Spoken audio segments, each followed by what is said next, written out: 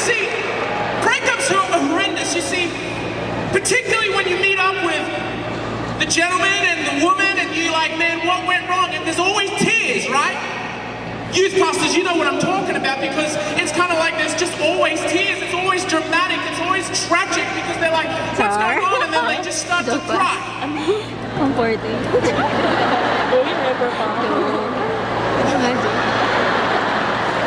And I found there's a few different types of crying people like to make.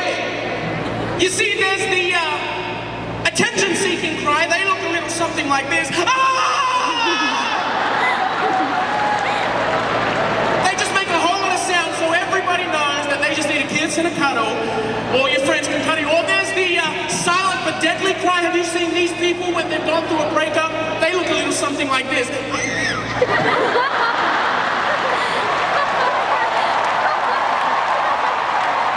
You know who you are. Some people are hitting their friends going, that's you, listen up. Oh, this is my favorite, the hyperventilation cry. Have you seen this one before? They're crying and they're trying to get a word out and they're like, you just don't know how I've been through, you don't understand. That's me. You see, I went through a breakup. And let me tell you, it was the last time I went through a breakup, because the girl that tried to break up with me, well, she happens to be my wife today, 8 years later. All I do is win, win, win, people. That's what happens. Really quick, well, just to kind of elaborate on the story, one day we were dating. This is the girl in my dreams. I saw her when I was 7 years old, and I said, ooh, Daddy, I want that one there.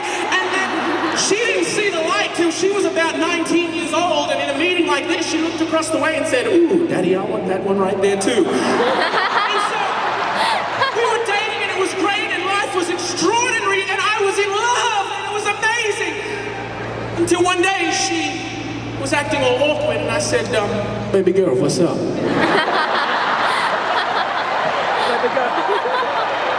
To which she replied,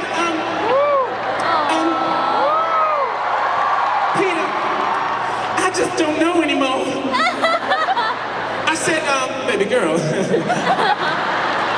what do you mean you don't know? Look at this! Before she could even utter one more sentence, I ran out of that place all dramatic because I wanted her to know that I was angry, I was ticked off, and so I ran into that house and I tried to slam that door to let her know I was mad.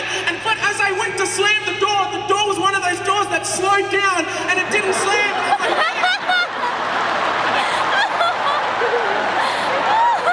You know what I'm talking about, but you see, I got into the car and I was like, God, why? This is the worst thing ever. This is the breakup I'm going through. And then I thought, you know what, I'm going to turn on some worship music. And I turned on the worship music to this love song dedications channel, and the greatest song came up, and it was, If I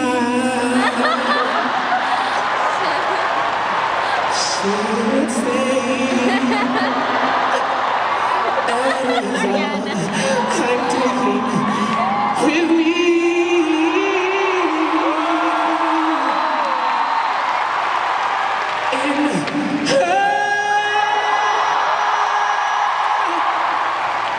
And I'm missing you tonight. Where's Jack? You see, we're having some fun, and I'm going to sum this up in a few short minutes. You see, breakups are tragic. Yes, relationships as they tear apart can seem horrific. But do you know the greatest breakup? I hope you caught it at the start of the night when man fell. The greatest breakup of all time was not between a man and a woman.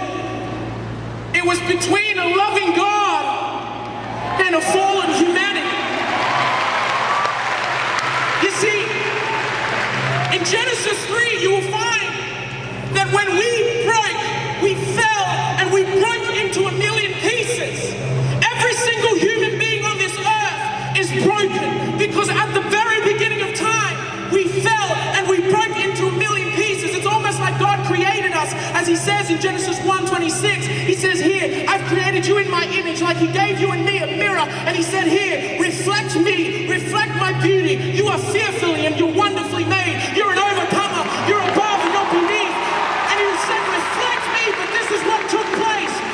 Each and every one of us looked at that mirror for a few moments and we resembled God, but then we dropped and that mirror broke into a million pieces.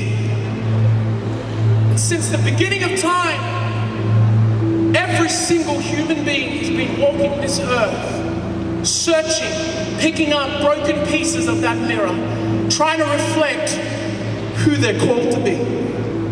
They pick up that drug and they wonder if acceptance, this is what it's going to feel like.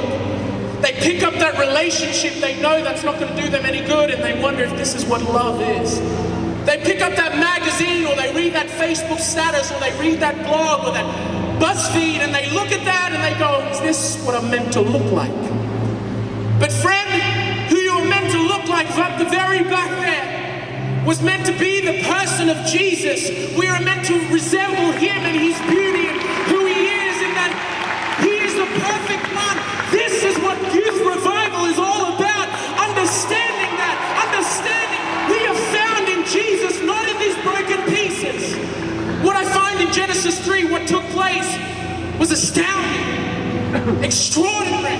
Because when you and I messed up and we broke in a million pieces, do you know what we did?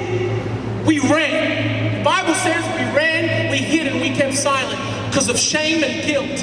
And there are people in this place, so many backgrounds, so many different stories in this room, and I know there are people here and you feel away from God, you feel condemned, you feel shame and guilt because maybe something you did last night or last week or last year or 30 years ago, whatever it is, you just feel ashamed and you feel like you've got to try and perform your way to God. But friend, you cannot perform your way to God. God already loves you. He wants a relationship with you, and I'll show you why.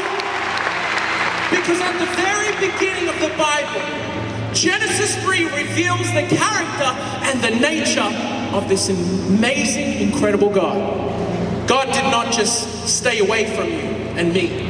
In Genesis 3, he didn't just have his arm folded going, you've messed it up this time. You know what Genesis 3 reveals to you and me?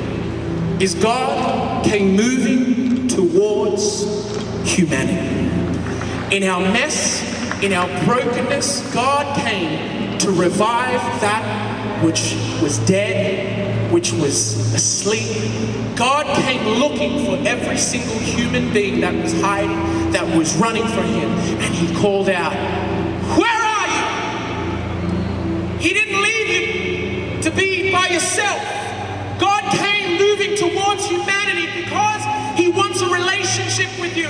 And I will say this, God is calling out to this generation, the youth revival generation, the generation that will be the generous generation, the radical Jesus generation, the generation where every expert in the world is labeling this generation all doom and gloom. But we've got faith to believe that this generation will rise up and do something incredible in Manila, in the Philippines, because God is moving towards humanity, and youth revival is about understanding God is not distant. In fact, he is, what Laura sang a few moments ago, face to face.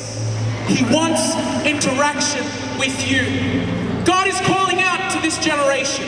He's calling out to the young people, despite where you live, despite where you're from, despite how much money you have, despite what job you're in, despite the mistakes you made, God is moving towards you tonight. He wants a relationship with you tonight. He does not want to be apart from you, and all you need to do is surrender everything to him. And as you sing tonight, sing in freedom. Don't try and perform your way there, but start singing your way into freedom, because God is near to the brokenhearted.